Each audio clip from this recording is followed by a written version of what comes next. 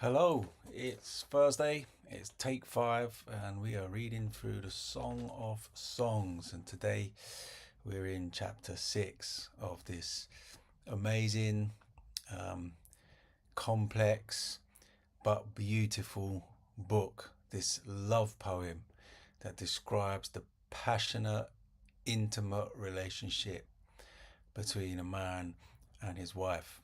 Here we are in chapter 6, and the first part of chapter 6 is actually a repeat of the first part of chapter 4, where the man, uh, the beloved, describes his wife with very bizarre, poetic imagery. He talks about her hair being like a flock of goats, her teeth being like a flock of sheep, her cheeks being like two halves of a pomegranate. Lots of bizarre imagery, but it's poetry, right? And it's supposed to make us stop and think and reflect to understand the deeper meaning of it. So I'll let you do that and try and figure out what goats and sheep and pomegranates mean when it comes to describing the beauty of this man's wife. But the verse that I want us to hone in on just for a couple of minutes is verses 8 and 9. It says, this is the man speaking, there are 60 queens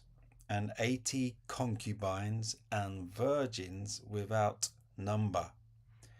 My dove, my perfect one, is the only one. This is beautiful because this is the man saying there's lots of other women out there, lots of other beautiful women. He says there's virgins without number out there, but my dove, my love, the one that I have chosen, she is unique among them all, and she is the only one. It's beautiful, it's powerful, and it speaks about the exclusiveness of marriage, right? This is what we do when two humans get married. They say to one another, you are the only one for me. Even though there's millions of others to choose from, you're the one who I will give my heart to. You're the one who I will commit myself to, forsaking all others. It speaks about the beauty and the power of the exclusivity of marriage. But it also, I think, speaks about Christ's commitment to his church, the exclusive love he has for the church, his bride, the exclusive love that God has for his people. This is what we see as we read through the story of the Bible. God chose Israel way back at the beginning. God chose Israel, and he says, I've chosen you and I've set my love and my affection upon you, and that will never be taken away.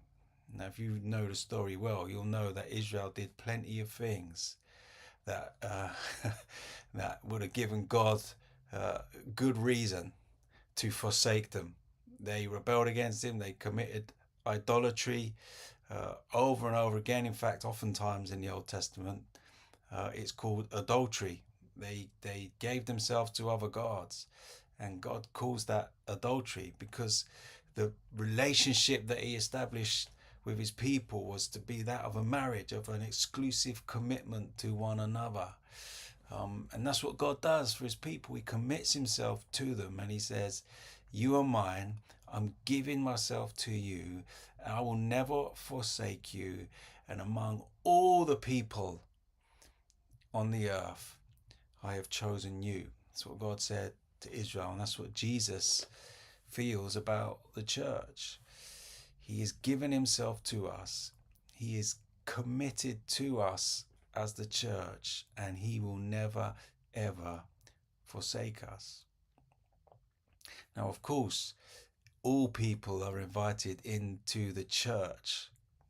God invites everyone. God invites all people from all kinds of backgrounds, countries, nations, tribes, tongues. Everyone's invited to come and be a part of the bride of Christ. But at no point and in no way will Jesus ever say of his bride, I've had enough.